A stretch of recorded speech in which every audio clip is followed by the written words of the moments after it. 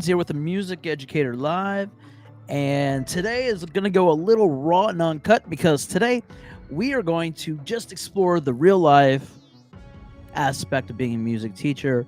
Whether you teach band, choir, orchestra, it doesn't really matter because we're going to go back in time and we're going to talk about all the advice that you would give yourself in your first year of teaching. And being a music educator, looking big picture, is a pretty freaking amazing thing. I mean, really, I'm going to get comfortable here. We have an awesome job. We don't sit at a desk all day. We don't have to do monotonous stuff that's the same thing over and over and over again. We get to be creative. We get to work with students. We get to work with adults. We get to work with equipment. We can show off. We can relax by doing our own craft. It's pretty freaking sweet. Okay? So, in that kind of scenario, it is really easy to be passionate about what we do. All right? I mean, think about it. Could you or would you prefer to grade papers all day long, have kids that don't want to be in your class, and I mean, just go home hating life every single day? Mind you, we're talking education here. Or would you like to be a high-powered music educator? You get to play with your kids. You get to go on the trips. You get to do the fun stuff. I mean, hands down, being a music teacher is freaking awesome. Okay, I'm trying not to say any bad words here, but it is. It is super duper cool. But you know what? There's a lot of stuff. I don't know about you, but there's a lot of stuff I did not get told, whether I was a kid, whether I was in high school, whether even when I was in college trying to get ready. Shoot, there's still stuff when I became an educator I didn't know about. So, there's a lot of things I would say to myself in my first year of teaching. And boy, oh boy, did I have an interesting first year. I mean, literally, you make it through that first year a lot of times and you've made it. The problem is a lot of people don't. I mean, it's really, especially after, the pandemic. I mean, people just did not make it past their first and second year because, a few things. One, they had a love, but then they realized, oh my God, during the pandemic, is this really what being a music teacher is like? I mean, it was tough. I mean, you had to learn all these new things that not their generation, but any of our generations actually really did. So, as a music teacher, I mean, personally, I'm a band director. Okay, choir directors do a ton of stuff. Orchestra director. I mean, I can only imagine. Shoot, I'm also teaching guitar. I've done this a few years, and I'm still learning stuff. And so let's go. I want to kind of go over a few things. I'm going to take Scott Rush's book, by the way. Personally, I'm a big fan. They have these series of habits of a successful band director, middle school director, orchestra teacher, choir teacher.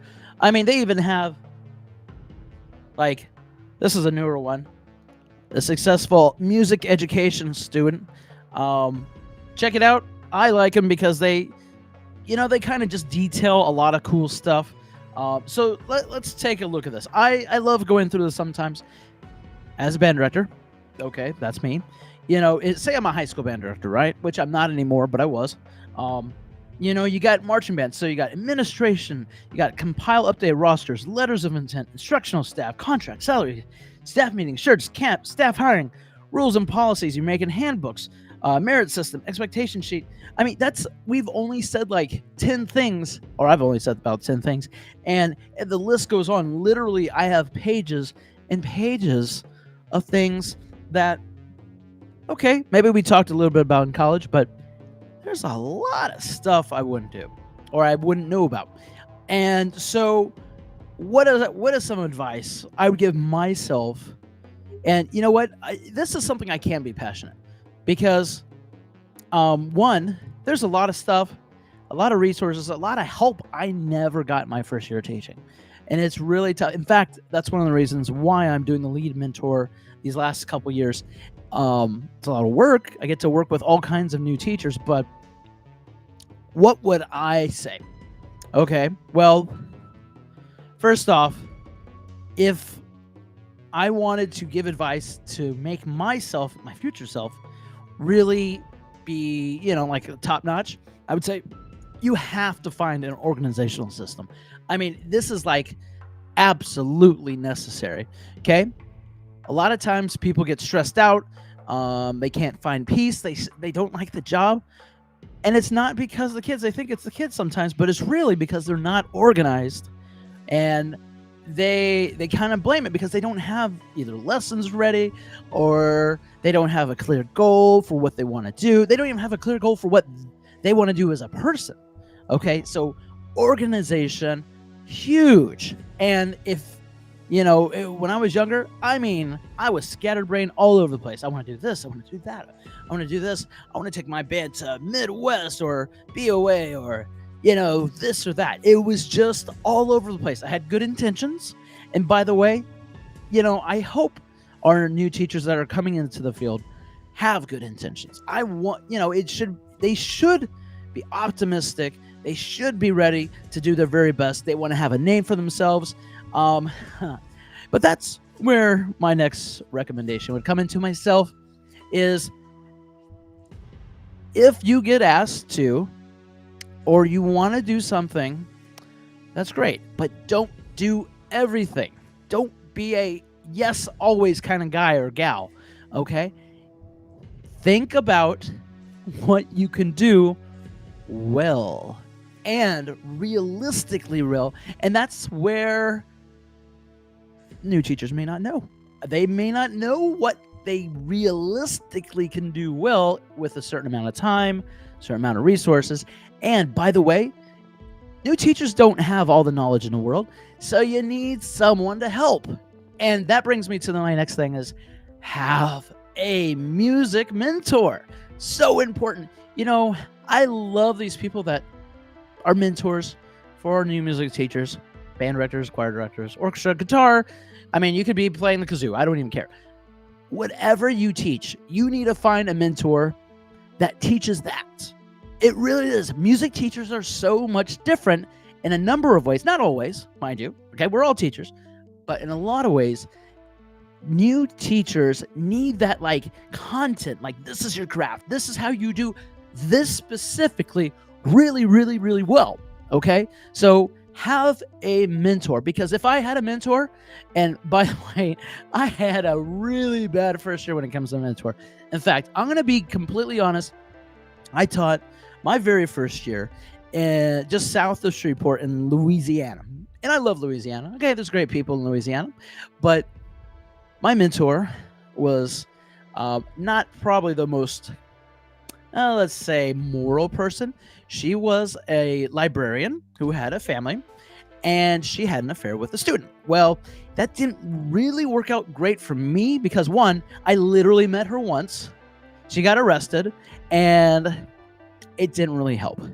And this is what made things tougher in this little small itty bit part of Louisiana, which, by the way, I mean, if you've ever seen Waterboy is supposed to be that little itty bitty part of Louisiana.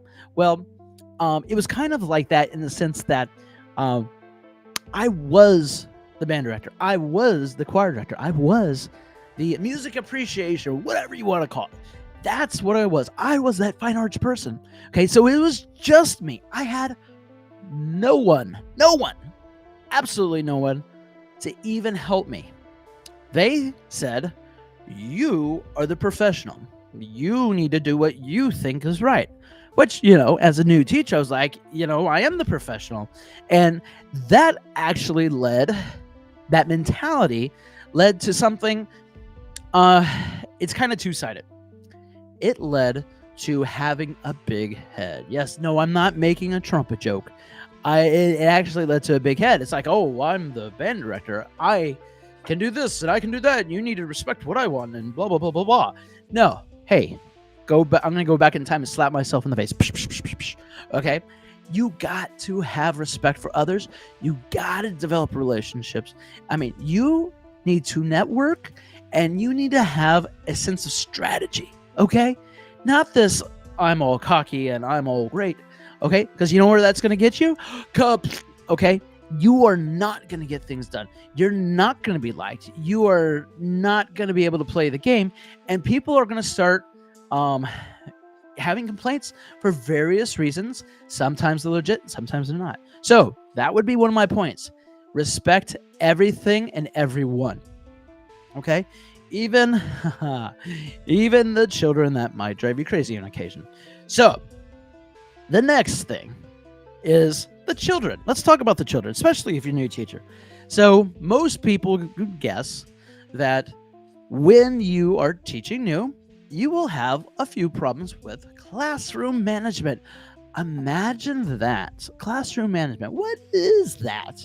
Well, all right. So you're going to have a sense, at least if you're a secondary music teacher, there should be a sense of culture. I feel like an Italian. Oh, mamma mia. Here we go. Okay. But, if you have kids, especially at high school, they should have a certain sense of culture, like, hey, this is the band, or this is the choir, or this is the orchestra, and this is how we do it from year to year to year. Okay, that's assuming you have a feeder. If you don't have your own feeder, you are where they start. So that culture begins with you. I say it again, that culture begins with you. So, as a new teacher, I don't think this was stressed enough. I mean, I did it, but it definitely did not sink in like it probably should. You need to have, and I mean, I can quote Harry Wong on this thing. Well, maybe not. I can't quote him, but I know what he would say. You need to have procedures and you need to have processes. I mean, legitly teach kids how to sit in their seat. It wasn't, I grew up and I was an honor kid. I wasn't like a 4.0 all the time, but I was, a high 3 point whatever. Who cares about that? Who freaking cares about that? Okay. You have smart kids. You have low kids. I'm going to put it that way. Okay. You have low kids who make smart decisions, and you have smart kids who make dumb decisions. Regardless, you need to provide that culture. Teach them how to sit. Teach them how to sit correctly. Teach them how to come in a room. Are they going to come screaming? Wah! You know what? You're going to get tinnitus. It gets loud, loud, loud. You're going to get tinnitus. I mean, that could be instruments. That could be kids. You got to teach them how to be classy. Come on. All right. So teach them how to come in. Teach them how to assemble their instrument. Maybe you want them to put their instrument next to their chair. Maybe you want them to set up their own instrument, warm up or tune. There's a lot of things you can do. There's a lot of preferences. That's the beauty of it. It is your program. And yes, you may need to get approval for some things, but it is yours. And the level of class you instill into the culture of your program will be evident by what the kids do. Okay? It's really, really important. And there's a domino effect. It starts here. And by the way, new teachers, for the record, you do not need a big program to be successful. Again, you do not. If you don't get the best job available with the biggest program straight out of college, you know what? That's okay. You know why? One, you're going to learn how to develop your program. Okay? You need to make mistakes. Repeat, you need to make mistakes to be able to teach and understand what you're doing. Okay? Now, not making all the mistakes in the world, that's probably a good thing, right? Okay? That's where that mentor comes back in. But you need to make mistakes. You need to make mistakes, and you need to show your kids that there's a certain level of vulnerableness. Is that the right word? Vulnerable? Okay. You can be vulnerable. So, for instance, like, I'm not a great flute player. Okay? I'm not going to lie. I'm a brass player. I'm not a great flute player. I do pretty good on clarinet. So. I do pretty good on saxophone. But flute player, okay. I also have a music malady, so I sometimes throw it off on that. But besides the fact, you need to be vulnerable. You need to be able to make connections, and you need to be able to go through the motions. So the next thing, if I was going to give myself advice, okay, me, the person that wants to continue to stay in this career and be passionate and have my kids go through the system and they become passionate and they continue, is to do what I want the kids to do. Okay? So I want to play. I want them to treat each other with respect, right? I want to create tradition. I want to, I want to have some kind of positive program, and I want the parents to be part of this community. Okay, it's not all about the kids. It's not all about the parents.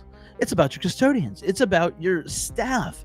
It's about the people that may provide scholarships at the music store. It may be people that want to give you donations for instruments.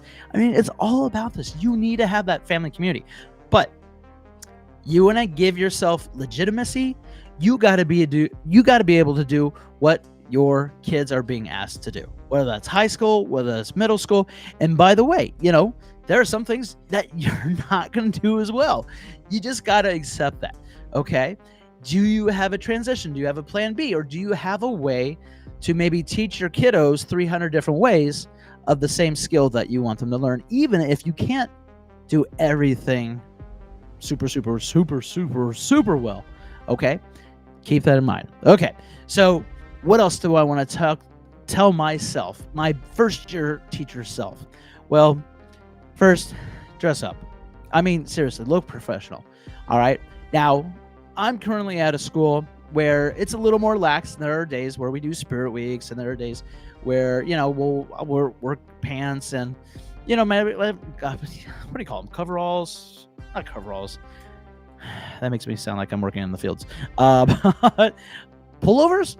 I don't know. Something nice. Maybe a button-down shirt, polo, something like that. Anyways, look nice. The younger you are, the more the kids feel like you look like them.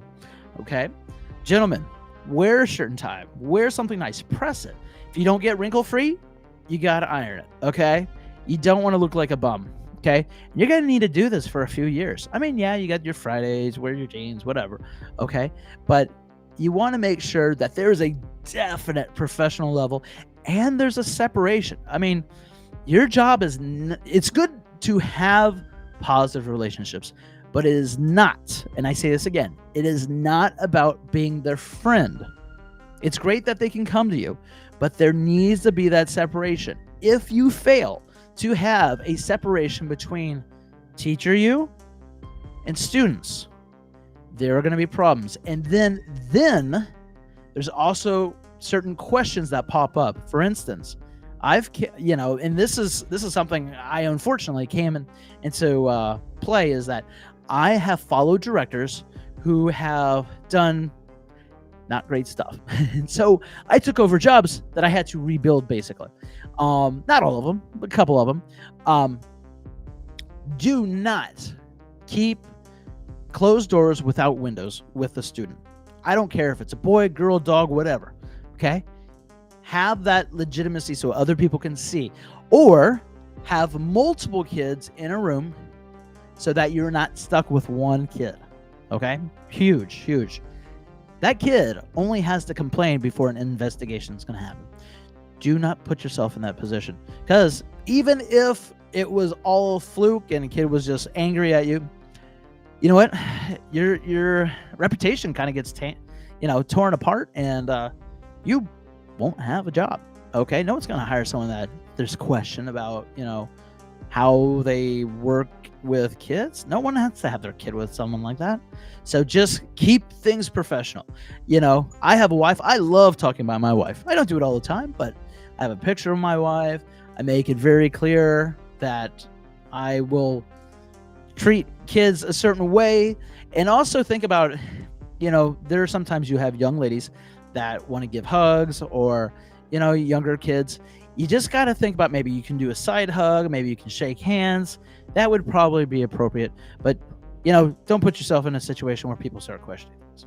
Okay, so we're talking about New Year, yourself as a first-year teacher. So money. This is a thing that many first-year teachers really they're scared. They get this job and they're like, oh, I'm finally going to have money. I can buy a new car and I can get a house and I can buy a dog, or, whatever. And then they get that first paycheck. They're like, I make just as much money working part-time, at first. Sometimes maybe not quite that, but they're like, this is severely lower than I expected. So I would say have yourself as a new teacher plan ahead and tell them it takes time to build up. I would encourage you to tell them to start like a small retirement in addition to their state retirement or Social Security, whatever the system is. Okay, that would be one. Okay, and a lot of times that additional fund you can actually borrow against if needed. A lot of times it's like half the amount and you just pay it back later. Also, and when you do that, sometimes you can actually put money into that and still make the same amount. It's just like that strategic planning stuff. Two, if you're still okay with a roommate, have a roommate. Okay, if you live near your parents, there are so many young people that stayed with their parents. If you can do that and, still work, you can save a lot of money. Okay, so there's these little things you can save money, and then you can live your life. Like, dude, don't make teaching your entire life. You have to have a personal life. Now, don't get me wrong. Teaching music is passion. You want to do it. It's so exciting. And it's great when it doesn't feel like work. But you need to have a separation. Okay, at least that's what I feel like I should say to myself. I did way too much work. I would like never give myself a break on the weekend. I would do lesson plans. And by the way, when I was doing like these plans, and this was even before, you had Schoology and Canvas and all, Google Classroom, I did so much busy work. Like I would take these if you remember, those of you that are older, the old school like grade book, and you had all those squares and things, and I would put in the date and the assignment and blah, blah, blah, and it was just so much writing. I mean, your hand would fall off, right? Okay, don't do that. We are past those days. All right, less is more. Again, less is more. If you've never used certain programs like Schoology or Canvas or whatever, check out Classroom Screen. I use that a lot just to put on my dry erase board with my projector. It has a whole bunch of little gadgets. It has timers. You can put the agenda up. It has random name pickers. You can put YouTube videos up. Check it out. It's called classroomscreen.com. classroomscreen.com, and there's a free version and a paid version. Both me and my other band counterpart at my school use that like all the time. I used to still type up lesson plans and blah blah blah. Just do that, and then put resources where you need to, okay, digitally. But we are a performer. We're a doing field, guys. Okay, so let's go back to our person and say, okay, let's go to the doing part. As a director, a lot of times, first-year teachers, especially if you're like in the boonies or the boondocks, you might have officially assigned a spring concert and a fall concert. And guys, if we're doing our job right, we can do more than that. I mean, okay, yeah, say you're like a middle school director or an intermediate school director, an English or elementary music teacher. All right, maybe you don't have a concert till January or December, or maybe, I mean, elementary, yeah, you can kind of argue this, but middle school, high school, come on, guys, you can have at least 3 performances, at least. I would recommend get your kids playing as much as possible. You do that, the kids' instruments will be on their faces. They'll get better if you can tie them into like jazz bands and strolling strings and maybe high school marching bands. You can, sometimes some programs do that. Get them involved. The more they play, typically the better they're going to get. Okay. And that doesn't have to be in the same room at the same time every single day. Okay. Give them options. All right. So check that out. So that I would recommend that. Okay. Because my first year, we did a spring and a fall concert. That's it. And I got really kind of bored, and I felt like I wasn't as good teacher because it didn't have something driving us toward that. There wasn't direction all the time. Now, mind you, after a concert, take a break, reflect, maybe do something fun, and maybe have some treats or whatever. I like treats. If you saw me, yes. Anyways, well, maybe we should take that out of the stream. But do something that is goal-driven, okay, and fun. All right? So if it's not fun, you're not going to keep your kids. Big thing. I would recommend you telling yourself this. Tell yourself, when you're recruiting, Kids don't join programs. They don't join bands because there's a band. They don't join choir because there's a choir. They join programs because of the people. So if you can connect these young kids with some of your other kids that are positive or popular or whatever, something that there's an attraction to, do it. Get those kids excited about going to the next level or starting.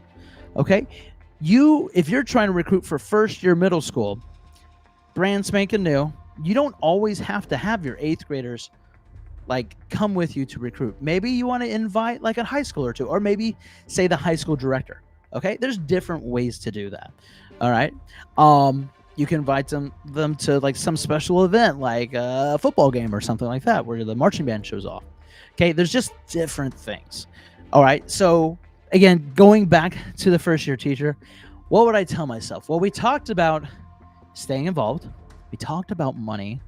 We talked about making positive relationships. I mean, these are kind of things you hear over and over again, right? And you got to get that personal life in. Shoot, if it wasn't for that personal life, I would have never, ever country line danced with people in Colorado. That was kind of fun. And let's see. So, and if you really are passionate about what you're doing, you're not going to just settle for doing the same thing every year. Okay, yes, you get a little variety with the music and stuff, but get involved in your district, your division, your state, your national with NAFME. Okay, go to Midwest, go to TMEA, go to VMEA, go to whatever state organization, music education, where they motivate teachers, you have professional development. Get involved with that. Okay, for me personally, okay, so I wanted to get involved more with my school. The last couple of years I've been doing the lead mentor thing, but I have also been doing the last 15 years, I've been the co-chair or the host of our all district auditions, which is great. It's, I'm involved with the district. I'm there all the time. Okay. My next step is to become an adjudicator in the state of Virginia, because that's the state I live in right now, and also to get involved with the state level of the music education politics. And I loosely say politics. I mean, it's directors around the state, but because we're so close to DC, some things about politics I just want to be really careful with, not because I'm afraid of them, is because I know there are certain very passionate people on one side or the other, and you know what? I don't want to make anything political if I can keep it. The one thing I will fight for is my kids, okay? And you should too. Fight for your kids. I mean, not physically, but you know what I mean. Fight for the kids, the rights, the fact that if you don't promote your program or you do not fight for these kids, you may not have a program. And that happens all over the country. Okay. I'm happy to be in an area where, music education is valued. In fact, NAFME is National Association for Music Educators. There we go. I had to think about that. Is in Ruston, which is probably 30, 40 minutes away from me right now. So I'm really lucky to be in this kind of area. But definitely get involved with the state and federal and local. And it's, believe it or not, like, I'm dead serious.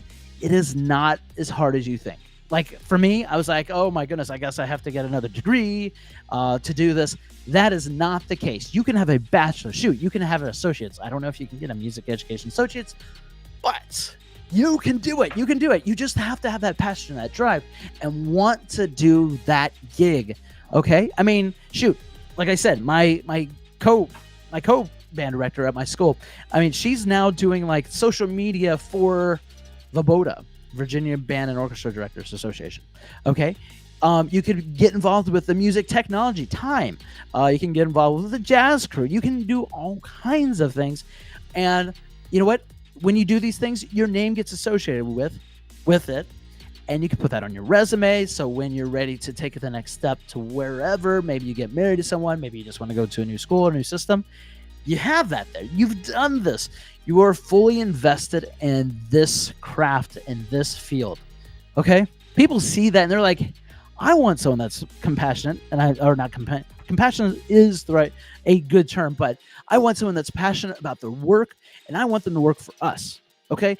That's what you want your future employer to say. You don't want to say, well, he was okay, and he was kind of bland, and he got nervous. Now, You want them to be passionate about what they do. Now, mind you, sometimes people are a little afraid, if you're like, you just can't take a breath. Okay. That's the next thing. Me, first year, I want you to tell you, take a breath.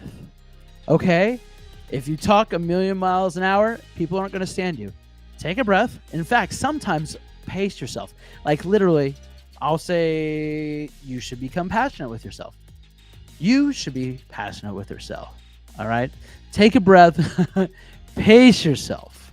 All right? Now, like I said, I'm excited about this kind of topic. So, my younger self, don't give up. And fortunately, my younger self did not give up. There was 3 years when I'm in year 21, 22, something like that. There were 3 years when I was like, legitly, this is the last marching band competition. This is my last spring concert. Thinking to myself, I just felt like I was burnt out. I felt like I didn't have enough resources in terms of help. I never gave myself a break, like a mental break. I couldn't recharge. There were a couple of years where literally, as a high school director, I did not get a chance to recharge. And I started not liking my job. And that's the worst thing in the world, because when you don't like your job, you want to quit. Now, one of the things that kept me in was, one, I'm not a quitter. Oh, thank you, Siri. I guess the phone had an opinion about that. Don't give up. That's how I felt. I had 3 degrees. I'm not going to let all that money go to waste. And so, everybody has their reasons. Some are, I would say, basically, if you've really worked and put your heart into it and you just can't find a way out, you never get a chance to relax. You never get a chance to really find true internal intrinsic motivation, then maybe that's not for you. But I have a feeling if you've made it in for about 3 years, 2 or 3 years in music education, and you found moments, I'm not saying every day is amazing, but if you found some really strong moments, stick with it. Stay with it a little longer. Maybe find some solutions to what helps fulfill you. And with that said, fulfilling would be one of the most important things that I would tell my younger self. Younger self, what do you really want to do? Okay? Other than getting Snapple to sponsor your band program, right? What do you really want to do? Do you want to perform? Do you like kids? I mean, there's so many people that join the music education field and they don't even like kids. Big red flag. Yep, you want to get away from that. Okay, those people, do something else, please. Do be a librarian for an orchestra or something. I don't know, something where you can have solitary time. All right? But if you're a people person, you love performing, you just really want to make a difference, stay with music education. Find ways that bring pleasure to you in here. With that said, ladies and gentlemen, thank you so much for joining me. I hope you subscribe. Just go ahead and click, whatever it is. All right. This is the Music Educator live stream, and I will see you next time.